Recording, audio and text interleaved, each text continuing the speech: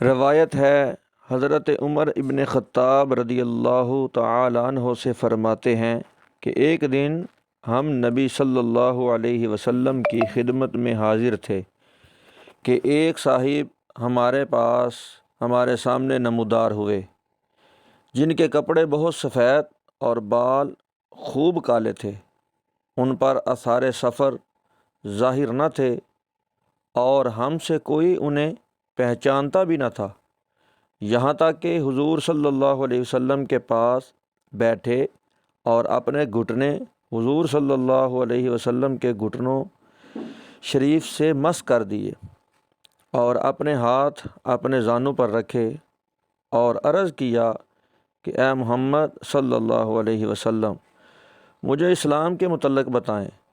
فرمایا کہ اسلام یہ ہے کہ تم گواہی دو کہ اللہ کے سوا کوئی معبود نہیں اور محمد صلی اللہ علیہ وسلم اللہ کے رسول ہیں، اور نماز قائم کرو، زکوٰۃ دو، رمضان کے روزے رکھو، کعبہ کا حج کرو اگر وہاں تک پہنچ سکو۔ عرض کیا کہ سچ فرمایا۔ ہم کو ان پر تعجب ہوا کہ حضور سے پوچھتے بھی ہیں اور تصدیق بھی کرتے ہیں۔ عرض کیا کہ مجھے ایمان کے متعلق بتائیں۔ فرمایا کہ اللہ اور اس کے فرشتوں، کتابوں اور اس کے رسولوں اور آخری دن کو مانو اور اچھی بری تقدیر کو مانو۔ عرض کیا آپ سچے ہیں۔ عرض کیا مجھے احساس کے متعلق بتائیں۔ فرمایا اللہ کی عبادت ایسے کرو کہ گویا اسے دیکھ رہے ہو، اگر یہ نہ ہو سکے تو خیال کرو کہ وہ تمہیں دیکھ رہا ہے۔ عرض کیا کہ قیامت کی خبر دیجیے۔ فرمایا کہ جس سے پوچھ رہے ہو وہ قیامت کے بارے میں سائل سے زیادہ خبردار نہیں۔ عرض کیا کہ قیامت کی کچھ نشانیاں ہی بتا دیجیے۔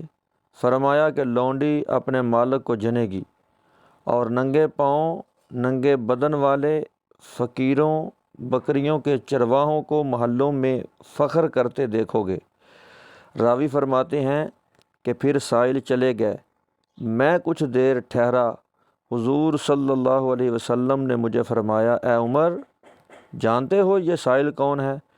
میں نے عرض کی اللہ اور رسول جانے۔ فرمایا یہ حضرت جبریل تمہیں تمہارا دین سکھانے آئے تھے۔ مسلم شریف۔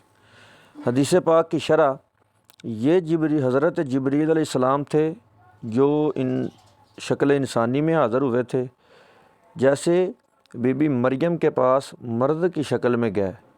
فرشتہ وہ نورانی مخلوق ہے جو مختلف شکلیں اختیار کر سکتے ہیں۔ جن وہ آتشی مخلوق ہے جو ہر قسم کی شکلیں بن جاتی ہیں، مگر روح وہی رہتی ہے، لہٰذا یہ اگون نہیں، یعنی وہ مسافر نہ تھے، ورنہ ان کے بال لباس غبار میں اٹے ہوتے۔ خیال رہے کہ حضرت جبریل کے بال کالے، کپڑے سفید چٹے ہونا شکل بشری کا اثر تھا، ورنہ وہ خود نوری ہیں، لباس اور سیاہ بالوں سے بری۔ ہاروت ماروت فرشتے شکل انسانی میں آ کر کھاتے پیتے بلکہ صحبت بھی کر سکتے تھے۔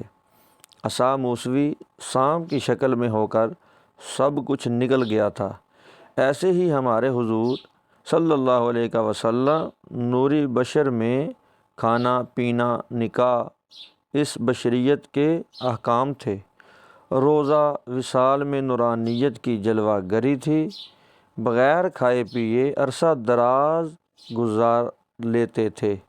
آج 100 سال سے حضرت عیسیٰ علیہ السلام بغیر کھائے پیے آسمان پر جلوہ گر ہیں۔ یہ نورانیت کا ظہور ہے، یعنی وہ مدینے کے باشندے نہ تھے ورنہ ہم انہیں پہچانتے ہوتے۔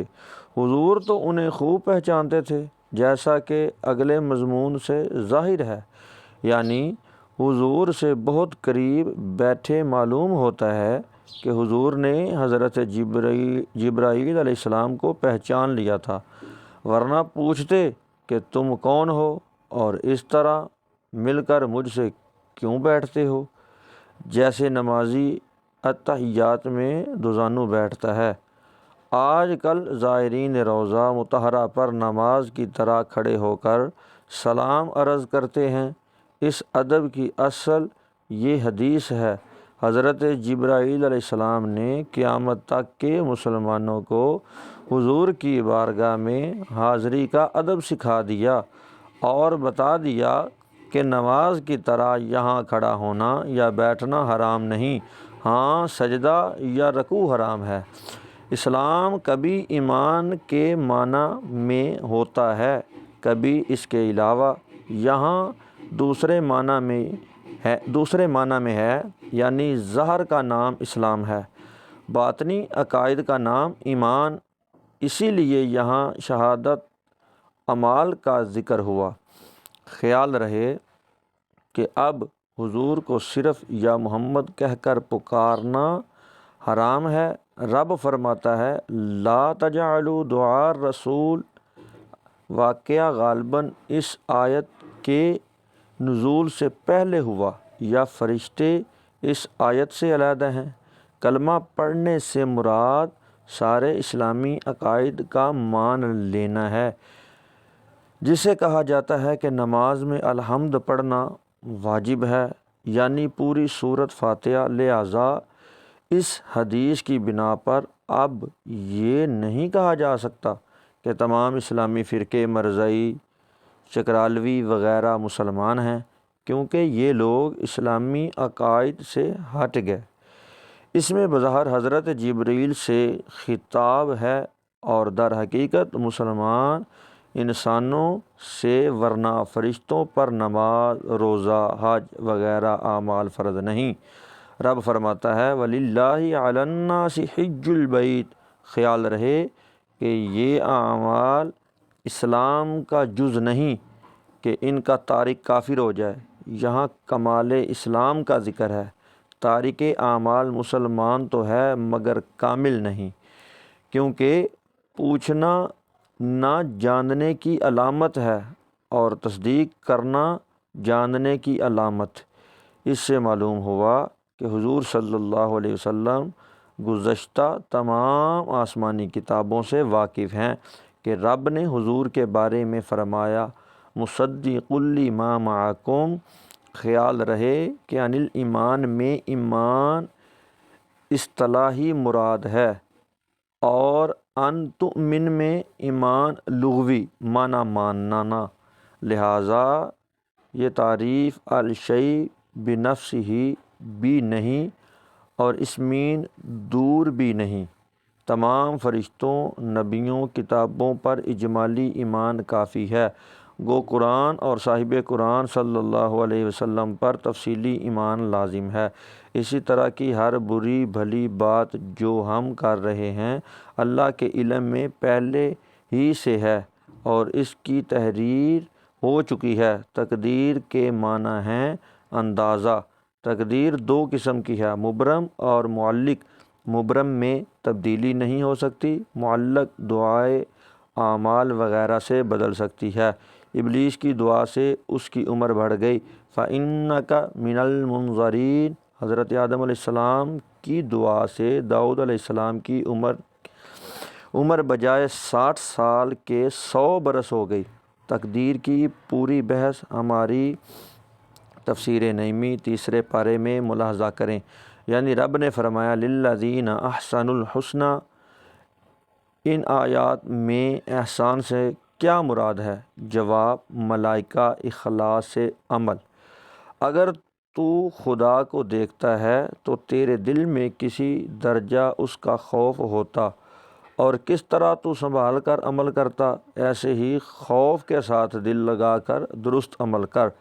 یوں تو ہر وقت ہی سمجھو کہ رب تمہیں دیکھ رہا ہے، مگر عبادت کی حالت میں تو خاص طور پر خیال رکھو، تو انشاءاللہ عبادت آسان ہو جائے گی۔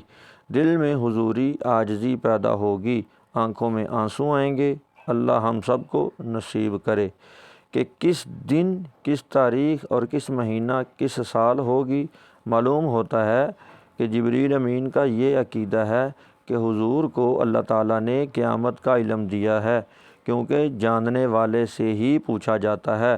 یہاں جبریل امین حضور کے امتحان یا اظہار عجز کے لیے تو سوال کر نہیں رہے، بلکہ یہ دکھانا چاہتے ہیں کہ حضور صلی اللہ علیہ وسلم کو قیامت کا علم تو ہے، مگر اس کا اظہار نہ فرمایا۔ خیال رہے کہ حضور نے دوسرے موقعوں پر قیامت کا دن بھی بتا دیا، مہینہ بھی بتا دیا، تاریخ بھی، کہ فرمایا جمعہ کو ہوگی، 10ویں تاریخ محرم کا مہینہ میں ہوگی۔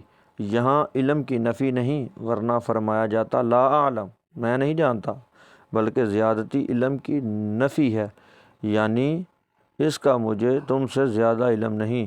مقصد یہ ہے کہ اے جبریل، یہاں لوگوں کا مجمع ہے اور قیامت کا علم اسرار الہیہ میں سے ہے، یہ راز مجھ سے کیوں فاش کراتے ہو؟ حق یہ ہے کہ اللہ تعالیٰ نے حضور صلی اللہ علیہ وسلم کو قیامت کا علم بھی دیا۔ تفسیر ساوی۔ اسی لیے حضور جبریل علیہ السلام نے حضور سے یہ سوال کیا۔ علم قیامت کی تحقیق ہماری کتاب جاء الحق حصہ اول میں ملاحظہ کرو۔ حضور کے اس جواب سے معلوم ہوا کہ حضور نے یہاں حضرت جبریل کو پہچان لیا تھا، یعنی اگر قیامت کی خبر دینا خلاف مصلحت ہوتی تو اس کی خصوصی علامت ہی بتا دیجیے۔ اس سوال سے معلوم ہوا کہ حضور صلی اللہ علیہ وسلم کو قیامت کا علم تھا۔